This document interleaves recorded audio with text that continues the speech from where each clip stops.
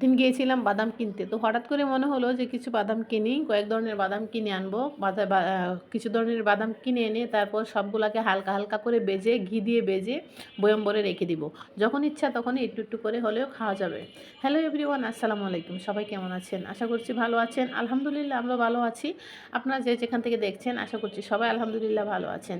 তো বাদামগুলোকে আমি একটু একটু করে ভেজে, ঘি দিয়ে ভেজেছি, অবশ্যই বেজে রেখে দিয়েছি। তো বিকেলবেলা ছেলে চাইলো যে বাহিরে সে ফ্রাইড রাইস খাবে আর স্যুপ খাবে, তো তাকে নিয়ে চলে গেলাম গুলশানে একের একটা রেস্টুরেন্টে। তো ওখানে গিয়ে দেখলাম আবার ছেলেমেয়েরা, হয়তো ভার্সিটির ছেলেমেয়েরা এখানে পার্টি করতেছে, বার্থডে পার্টি করতেছে। তো কেক কাটলো, এখান থেকে কিছুটা কেক জায়ান্টকেও এনে দিল। যাই হোক, আমাদের এখানে ফ্রাইড রাইস আর স্যুপ চলে এসেছে। তো এখানে স্যুপটা খেতে খুবই বাজে ছিল, ভালো ছিল না। অযথা অনেকগুলো টাকা এখানে দেওয়া হলো, এর চেয়ে ভালো আমি বানাতে পারি।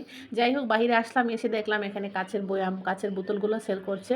তো আমি অনেকদিন আগে থেকে চাচ্ছিলাম যে একটা কাচের বোতল কিনবো। এখানে হচ্ছে এগুলো হচ্ছে ওই বিভিন্ন ড্রিঙ্কস আছে না, ওই যে মদের বোতলগুলো, খালি বোতলগুলো এখানে সেল করে।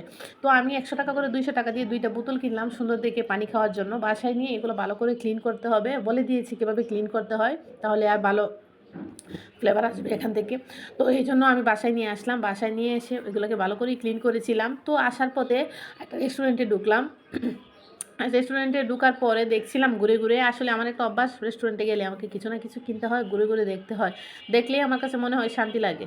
সব মেয়েদেরই হয়তো বা এরকম লাগে। যাই হোক, এখানে ঢুকে আমার হাজব্যান্ড খেলো হচ্ছে সিঙ্গারা, বললো যে রেস্টুরেন্টে খেয়ে তার মন ভরেনি, তো এখান থেকে খেলো। আমাদেরকে জিজ্ঞেস করলো কিছু খাবো কি না, আমি কিছুই খাইনি। জায়ান এখান থেকে চকলেট কিনে নিল।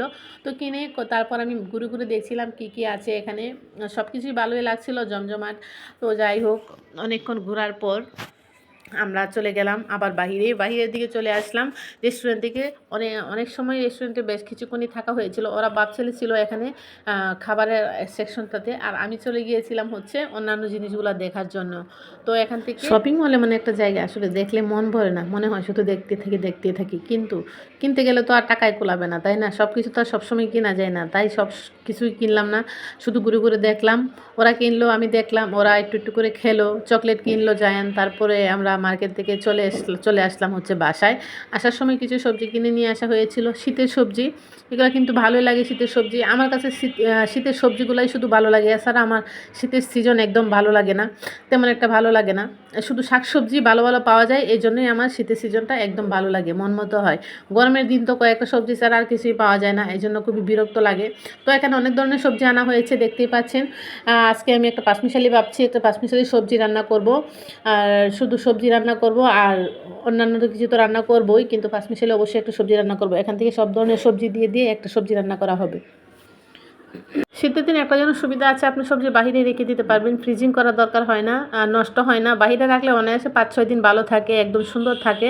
আর গরমের দিন তো সবজি একদিনই নষ্ট হয়ে যায়, তাই সবসময় আর ফ্রিজে রাখতে হয় না। ভিডিওটা শেষ করে দিচ্ছি, ভালো লাগলে পাশে